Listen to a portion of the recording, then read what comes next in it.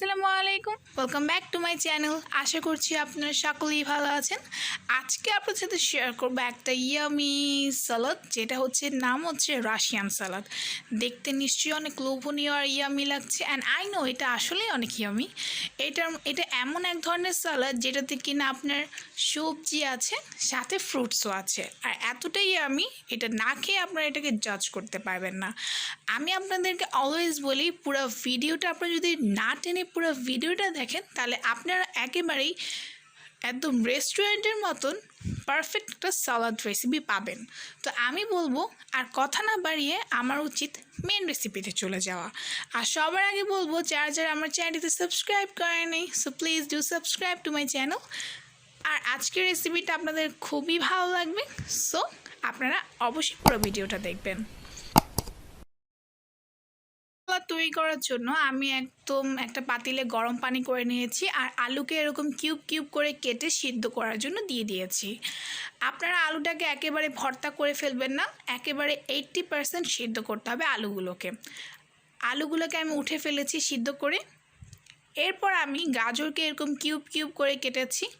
গাজরগুলোকে cube cube করে কেটে সিদ্ধ করতে হবে। যেহেতু গাজর সিদ্ধ হতে একটু টাইম লাগে, তাই গাজরটাকেও আপনারা 80% সিদ্ধ করবেন। 80% সিদ্ধ হয়ে গেলে তখন সঙ্গে সঙ্গে নামিয়ে ফেলবেন।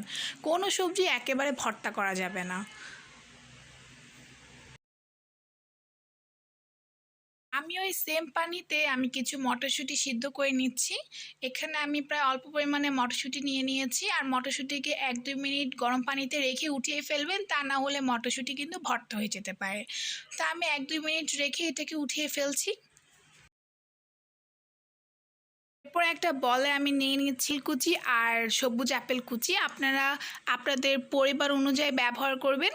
সাথে আমি এখানে ব্যবহার করছি সিদ্ধ করা আলু, যেগুলোকে আমি 80% সিদ্ধ করেছিলাম, সেগুলো আমি ব্যবহার করছি।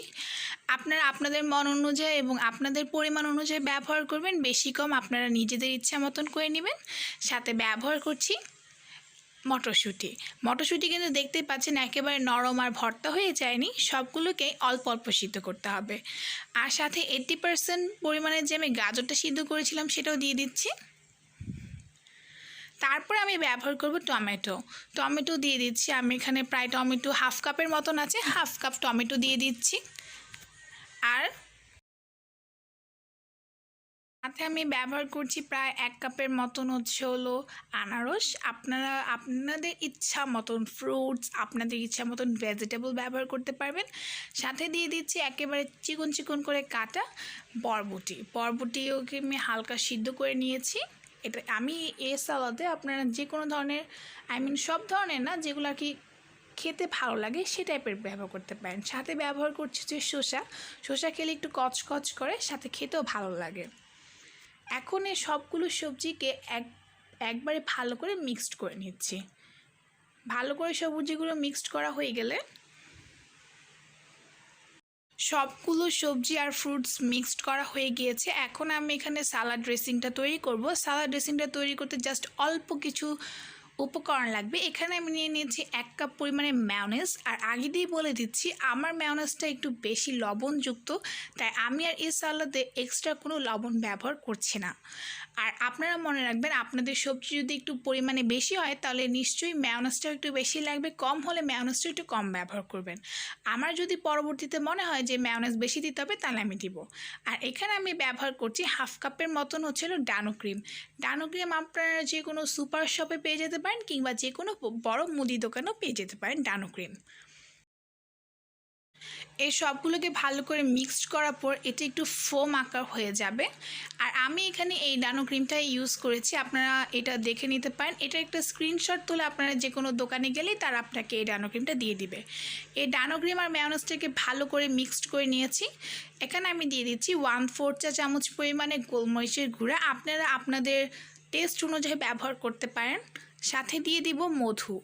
আমি এখানে 1 টেবিল চামচ পরিমাণে মধু দিয়ে দিচ্ছি। আমি কোনো লবণ ব্যবহার করব না, কারণ আমার ম্যায়োনেজটা অতিরিক্ত লবণযুক্ত ছিল, তাই আমি আর এখানে কোনো লবণ ব্যবহার করছি না। মধুটা দিয়ে ভালো করে এটাকে মিক্সড করে নিচ্ছি। এটাকে ভালো করে মিক্সড করতে হবে, যাতে ম্যায়োনেজ, ডানো ক্রিম গোলমরিচের গুঁড়া আর মধু যাতে একেবারে পারফেক্ট একটা সালাদ ড্রেসিং তৈরি করে ফেলতে পারে। তো আমার সালাদ ড্রেসিংটা তৈরি হয়ে গেল, দেখতেই পাচ্ছেন। এখানে আমি নিয়েছি সব সিদ্ধ করা সবজিগুলো, আর আমি সালাদ ড্রেসিংয়ের মধ্যে অর্ধেক সবজি ঢেলে দিয়েছি। তারপর আমি একটা স্প্যাচুলার সাহায্যে ভালো করে মিক্সড করছি। মনে রাখতে হবে একেবারে ভালো করে বেশি একদম জোরে জোরে মিক্সড করা যাবে না, তাহলে কিন্তু সবজিগুলো ভেঙে যেতে পারে। এরপর আমি আরও অর্ধেক সবজিগুলো এটার সাথে মিক্সড করে দিয়েছি, দিয়ে ভালো করে নেড়ে চেড়ে দিচ্ছি একটা স্প্যাচুলার সাহায্যে। আপনারা দেখতেই পাচ্ছেন আমি কীভাবে মিক্সড করছি। আপনারা অর্ধেক অর্ধেক করে মিক্সড করবেন, একেবারে সবগুলো সবজি ঢেলে দিয়ে জোরে জোরে মিক্স করবেন না, তাহলে কিন্তু সবজিগুলো ভেঙে যেতে পারে। আপনাদের সকলের কাছে আজকে এই ভিডিওটি অনেক ভালো লেগেছে। খুব সহজে আমরা তৈরি করে ফেলেছি রাশিয়ান সালাদ। আর এই রাশিয়ান সালাদে কিন্তু আপনাদের অনেক পুষ্টি উপকরণ আছে, লাইক এখানে ভেজিটেবলসও আছে, ফ্রুটসও আছে। আর এটা বানাতে কিন্তু আমাদের খুবই অল্প সময় লেগেছে। আর যদি আমার ভিডিওটি ভালো লেগে থাকে, then subscribe to my channel and don't forget to like, comment and share with your friends. আর সবচেয়ে বড় কথা হচ্ছে অবশ্যই বাসায় বানিয়ে ট্রাই করে দেখবেন, আর আমাকে কমেন্ট করে জানাবেন রেসিপিটি কেমন লাগলো। তো আজকের জন্য এখানেই বিদায় নিচ্ছি। আল্লাহ হাফেজ।